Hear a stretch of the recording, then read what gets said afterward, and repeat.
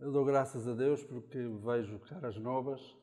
Digo isto, vejo caras novas porque já vim cá mais algumas vezes e sejam bem-vindas. Certamente que já vos disseram estas palavras, mas eu estou grato pelo Senhor vos ter acrescentado no vosso coração o desejo de estar aqui no nosso meio. Nós vamos passar de imediato à palavra e vamos situar-nos em Lucas capítulo 9.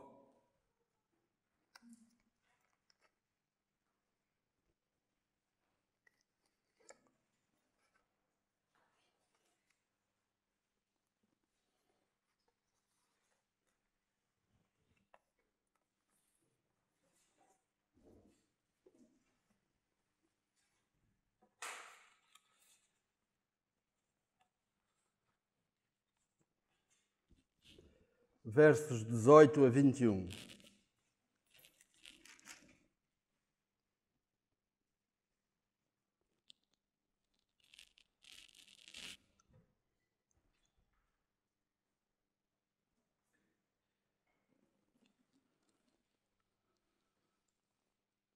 Estando ele orando à parte, achavam-se presentes os discípulos a quem perguntou: "Quem dizem as multidões que sou eu?" Responderam eles: "João Batista, mas outros Elias, e ainda outros dizem que ressurgiu um dos antigos profetas." "Mas vós?" perguntou ele, "quem dizeis que eu sou?" Então falou Pedro e disse: "És o Cristo de Deus." Ele, porém, advertindo-os, mandou que a ninguém declarassem tal coisa, dizendo: "É necessário que o Filho do Homem sofra muitas coisas, seja rejeitado pelos anciãos, pelos principais sacerdotes e pelos escribas, seja morto e no terceiro dia ressuscite." Eu li o verso 22, embora não fosse até o 22, mas em face de que vai ser mencionado mais tarde, achei por bem nós lermos. Antes de passarmos propriamente ao desenvolvimento da passagem, eu gostaria de orar mais uma vez. Nosso Deus e Pai, nós te louvamos por podermos estar aqui livremente e termos a Tua Palavra e, através dela, conhecermos-te mais e também nos conhecermos a nós, Senhor, na nossa fraqueza e notarmos, Senhor, que precisamos de Ti a todo instante no nosso viver. Por isso, nosso Deus, guia-nos, ajudados pelo Espírito Santo, a que possamos, Senhor, ter os nossos corações abertos àquilo que Tu nos dizes pela Tua Palavra e, tendo recebido, Senhor, o recado que vamos receber, possamos nós, no nosso viver, pô-lo em prática, Senhor, para que realmente seja o nosso ouvir um ouvir eficaz, no sentido de que faça efeito assim no nosso viver. Por isso, nós te agradecemos e nós te louvamos, Senhor, por esta liberdade que usamos, como já foi dito, pois sabemos que em outros lugares por este mundo fora, Senhor, esta oportunidade que nós temos de nos congregarmos, Senhor, livremente, assim não é, Senhor. Por isso, socorre esses nossos irmãos que possam estar em alguma aflição e socorre-nos a nós, Senhor, que estamos no mundo, Senhor, que, embora nos possamos congregar, facilmente, Senhor, nos distraímos pelas coisas que o mundo nos tem para oferecer, Senhor. Por isso, tem misericórdia de nós e ajuda-nos, pois, a focarmos-nos em Ti. Nós te agradecemos tudo e te pedimos no nome do Senhor Jesus. Amém. Pronto, este é um acontecimento que acontece depois de uma alimentação milagrosa de uma multidão em Betsaida. Jesus e os seus discípulos vão para um lugar sossegado, que é em Cesareia de Filipe. Este episódio aconteceu na Cesareia, convém dizer de Filipe novamente, porque há outra Cesareia, e é bem reconhecida como a linha divisória. A linha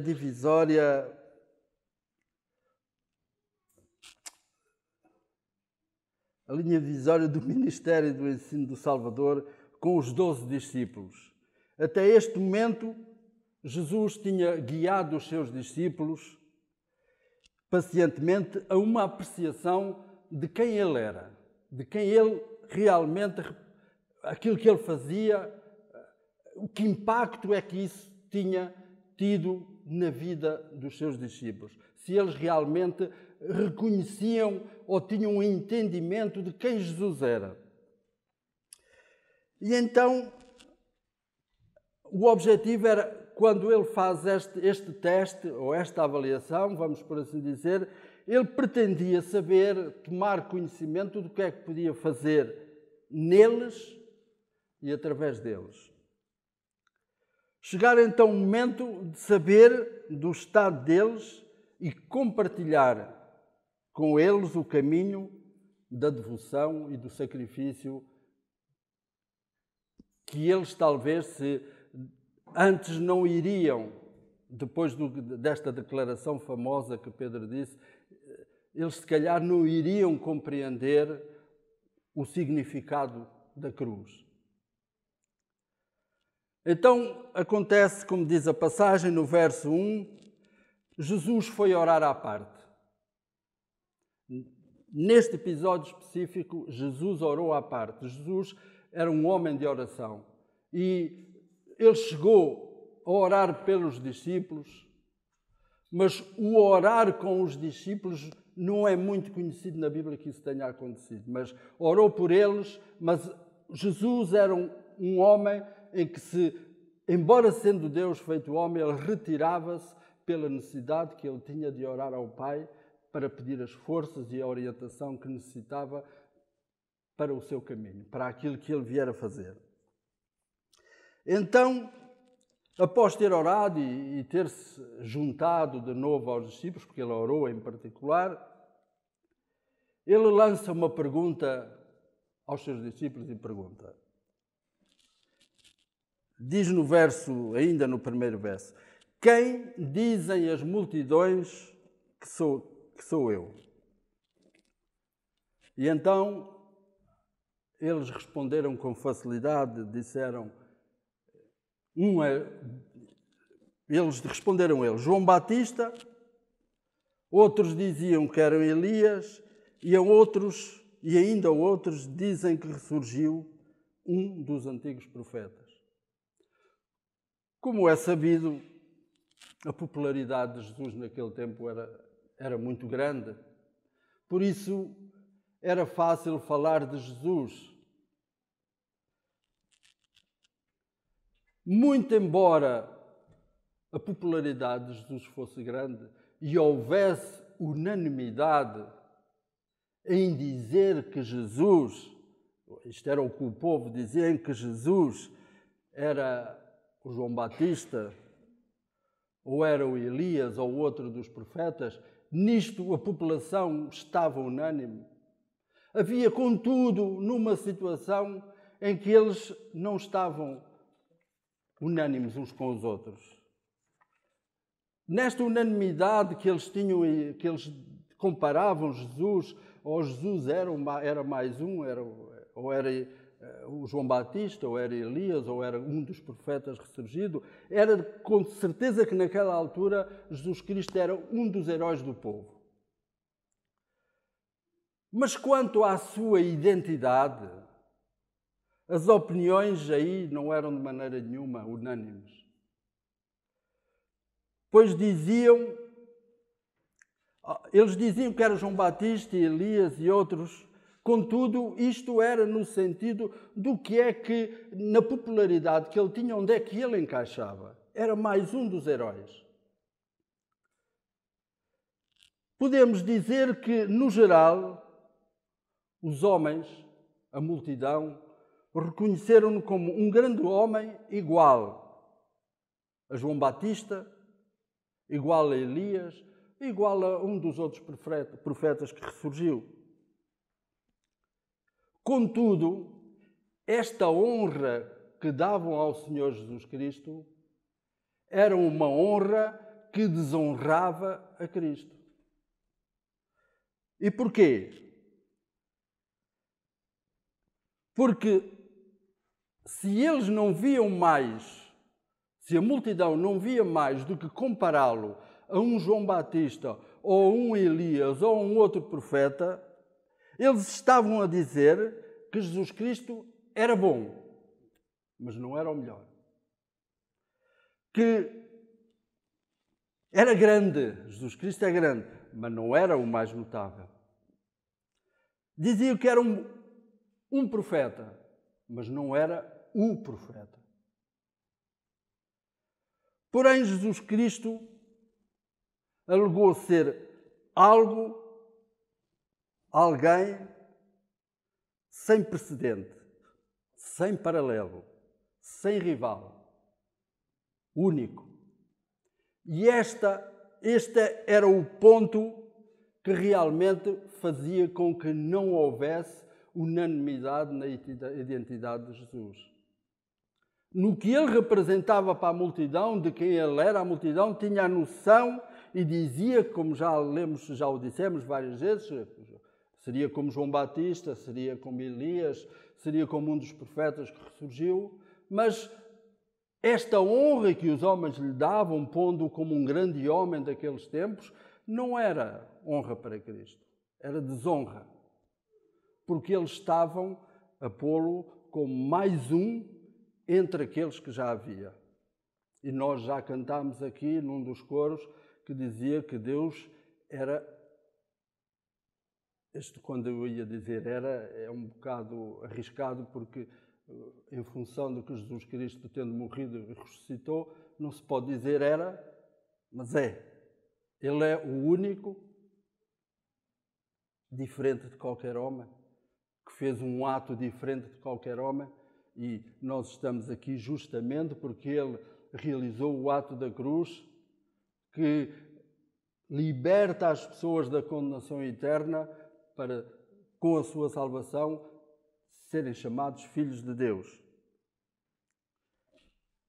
Então, observemos algumas declarações desta singularidade de Jesus Cristo. Mateus 10:37, não vale a pena procurarem, porque quando eu acabar de ler ainda não lá chegaram à passagem. Eu leio a passagem, se quiserem anotar, anotam, e depois em casa talvez seja melhor lerem. Eu vou ler. Mateus 10:37 diz: quem ama seu pai ou sua mãe mais do que a mim não é digno de mim. Quem ama seu filho ou sua filha mais do que a mim não é digno de mim. Ele está aqui a dizer que Jesus Cristo está acima da coisa mais querida que nós temos, que é os nossos pais, a nossa família, os nossos filhos. Jesus Cristo está acima, e esse amor que nós devemos ter por Ele deve ser mais forte do que estes dois que o Senhor Jesus Cristo menciona aqui. Em Mateus, novamente, 11:27 diz: tudo me foi entregue por meu Pai. Ninguém conhece o Filho senão o Pai, e ninguém conhece o Pai senão o Filho, e aquele a quem o Filho quiser revelar. Esta passagem revela que Jesus Cristo tinha uma intimidade com o Pai sem igual. Ainda em Mateus 24:35 diz: passará o céu, passará a terra, porém as minhas palavras não passarão. Jesus Cristo é eterno. Em João 10:30 diz: eu e o Pai somos um. Em João 14:6 diz: respondendo Jesus a Tomé, disse: eu, Jesus, sou o caminho e a verdade e a vida. Ninguém vem ao Pai senão por mim. Estas são as tais questões que identificam, que dão identidade a Jesus Cristo. Esta identidade que não havia unanimidade naquilo que a multidão dizia. Todos diziam o que nós já mencionámos, as pessoas que a multidão mencionou, dizer que era.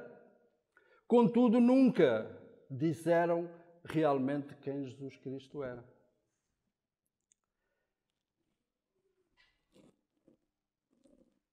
James Stewart, um teólogo certamente, disse: os homens podem concordar com as declarações de Cristo, ou podem discordar delas. Mas sem dúvida que não podem fazer o mesmo com a realidade dessas coisas. Eles podem concordar ou não com as coisas que o Senhor diz, mas receber o impacto que essas coisas vai ter na vida deles, isso eles não podem alterar. Nem eles, nem nós. Eu, quando digo eles, digo também nós. Nós, graças a Deus, os que já são salvos no Senhor Jesus Cristo, podemos não ter receio nenhum, porque o Senhor nos guarda e o Senhor o que tem para nós é só o bem. As pessoas que ainda não estão debaixo da salvação de Jesus Cristo poderão ter que enfrentar estas realidades de quem Jesus Cristo é e não poderem mudá-las. Em função e após Jesus ter recebido todas estas informações do que é que a multidão dizia sobre ele, ele vira-se para os discípulos e diz: e vós, quem dizeis que eu sou?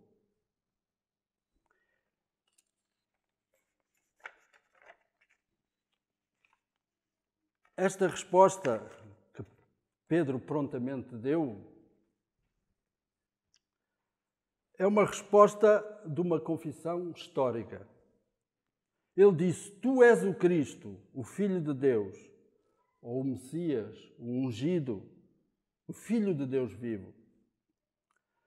Simão Pedro era um pescador e ainda, de certo, que ainda não tinha chegado a esse conceito do Senhor Jesus por meio do intelecto ou sabedoria. Este conceito é a resposta que ele deu. Ele ainda, pelo intelecto, ele não tinha lá chegado.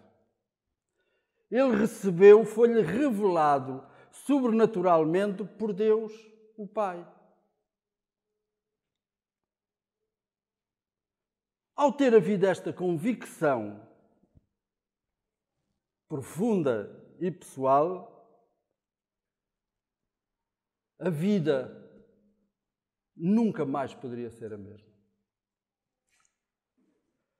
Pedro nunca se poderia contentar com uma existência egocêntrica.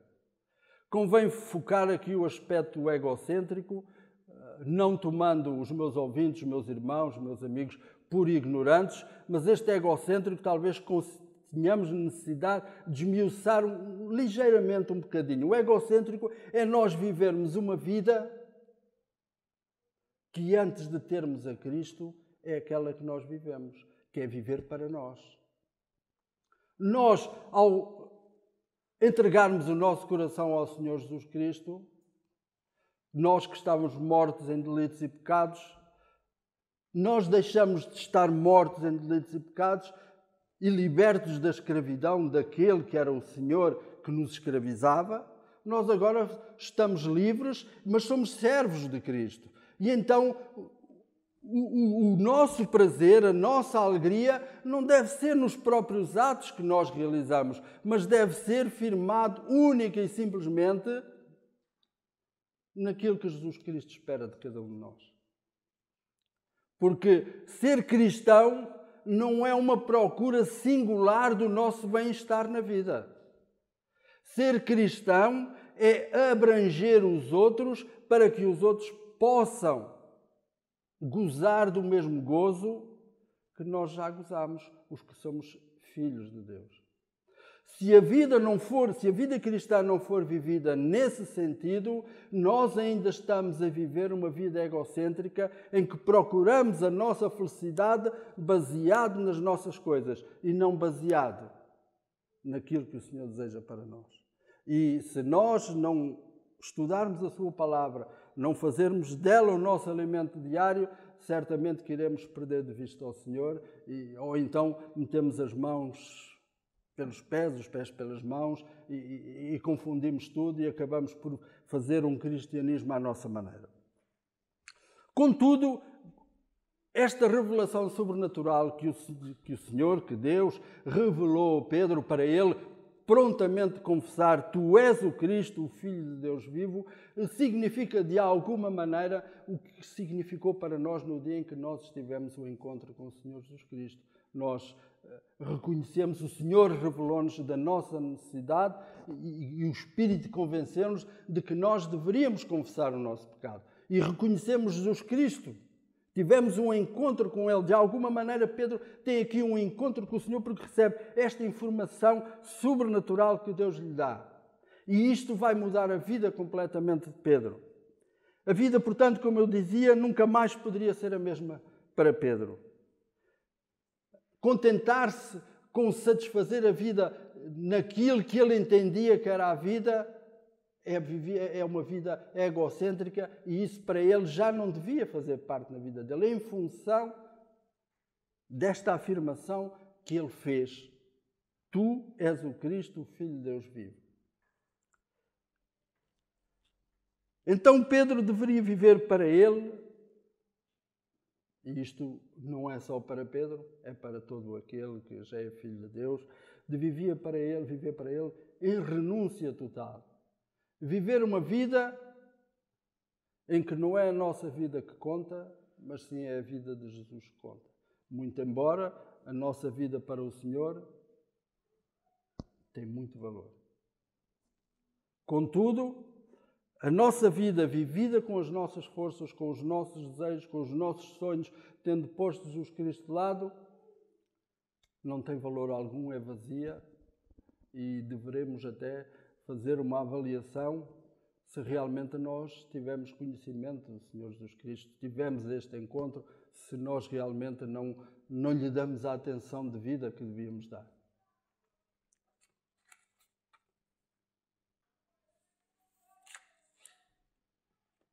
Mais ou menos tendo, talvez um bocadinho a correr, tendo avaliado estas declarações da multidão e esta declaração de Pedro, vamos, de algum modo, concluir esta mensagem e vamos avaliar uma situação trazendo-a para os nossos dias, para a nossa vivência do dia a dia. É de notar, ou devemos nós fazer uma avaliação do que aquilo que se passava antigamente, no tempo de Jesus, passa-se nos dias de hoje. Jesus está na boca de todos. Ele é motivo de debate fora da esfera da Igreja cristã. A diversidade de opiniões acerca dele é gigantesca. Uns veem em Jesus o poeta, outros o homem de ação, o revolucionário. Outros veem em Jesus o místico. Homens sem base ortodoxa estão prontos a enaltecer Jesus como o padrão dos santos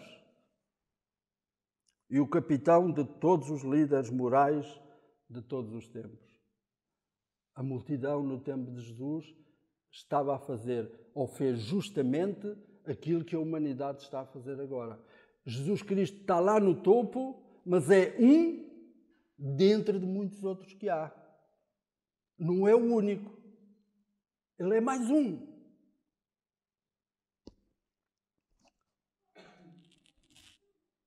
Como os homens nos seus dias lhe chamavam, nos dias de Jesus, comparavam Jesus Cristo a João, a Elias, Jeremias, que era um dos outros profetas, assim também os homens de hoje concordam que entre os heróis e santos de todos os tempos, Jesus é o Supremo. Esta é a honra que o homem dá a Jesus nos tempos atuais. É um entre muitos. Contudo, é o Supremo. Mas esta honra que o homem pretende dar a Jesus Cristo, para ele é uma desonra, porque não estão a reconhecê-lo como o Filho de Deus que ele enviou ao mundo para tirar o pecado do mundo. A honra dos homens sobre Jesus é uma honra contra o próprio Jesus. uma desonra contra o próprio Jesus.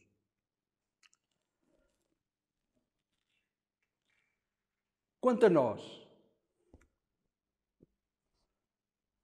como nós somos seus discípulos, nós que um dia já tivemos um encontro com o Senhor Jesus, um encontro sobrenatural, porque isto não vem do nosso esforço. Quem nos revela, já lemos há bocadinho, quem nos revela é o próprio Deus, que nos revela as coisas. Não somos nós propriamente que as encontramos. O Senhor é que nos revela ao coração, contende connosco e leva-nos ao arrependimento.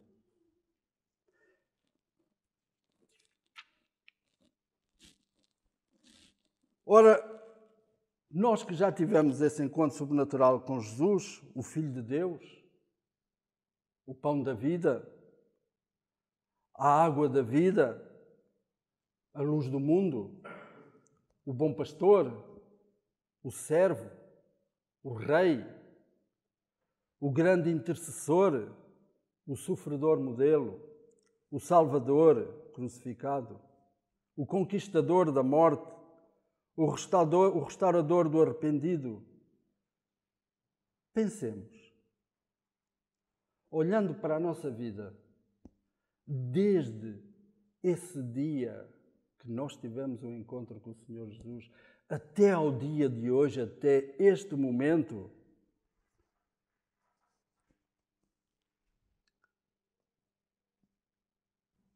será que tem havido empenho nas nossas vidas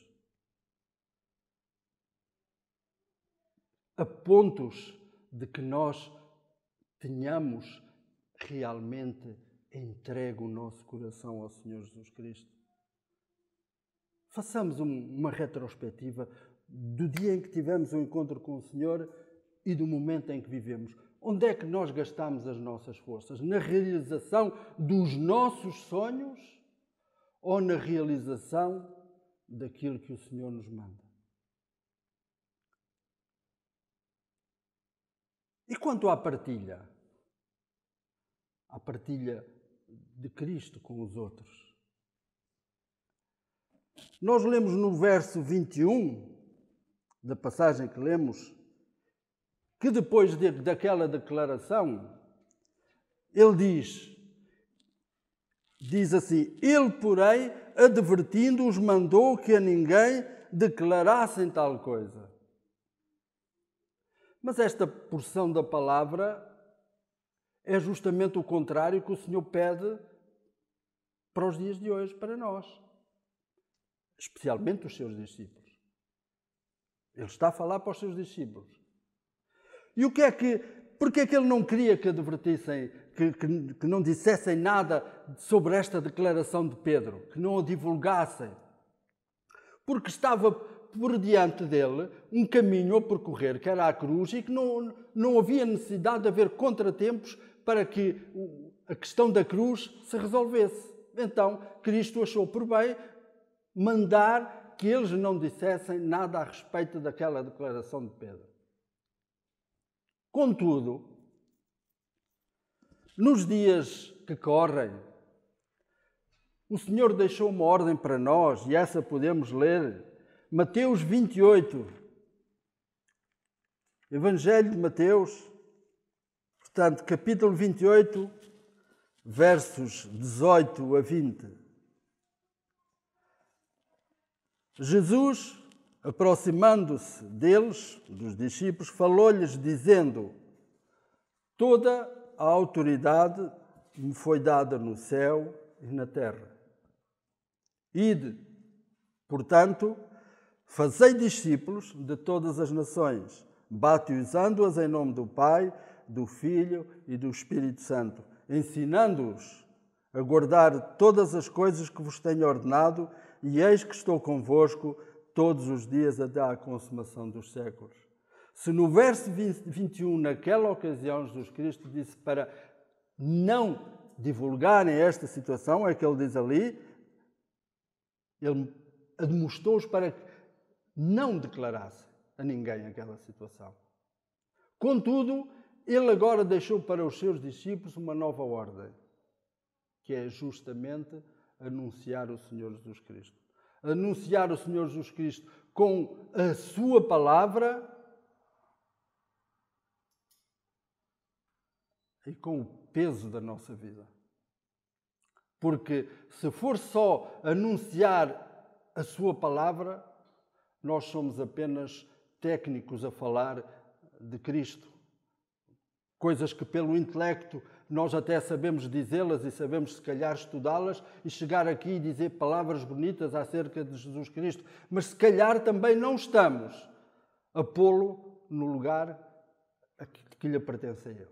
Que Ele é único, é singular, não há ninguém igual a Jesus Cristo. E se nós não fazemos agora aquilo que Ele está dizendo, devemos talvez pensar o que é que nos está a impedir de o fazer. Estamos nós ainda presos àquela nossa velha vida? Descuidamos nós as diretrizes que o Senhor nos vai dando pela sua palavra? Como é que nós vemos realmente? Como é que nós transmitimos para as nossas amizades, para os nossos relacionamentos, como é que nós transmitimos a singularidade de Jesus Cristo? O único, aquele que dá a verdadeira vida, que dá sentido à vida. Como é que nós vivemos e anunciamos a Cristo na semelhança ou falando dele como o mundo vê? Mais um entre muitos? Ou nós falamos nele realmente como ele é o único, o Deus vivo e verdadeiro que viveu em nós, por nós, não é em nós, que viveu por nós, morreu por nós, para nos libertar da condenação eterna. E para nós hoje podermos estar aqui juntos, louvar, e depois de louvarmos o Senhor, continuarmos a louvar fora destas paredes com um exemplo de vida orientado e guiado pelo Espírito Santo. Que o Senhor nos abençoe e que, de algum modo, esta porção da palavra possa ter mexido com os vossos corações, pois como eu mexeu certamente. O Senhor nos abençoe.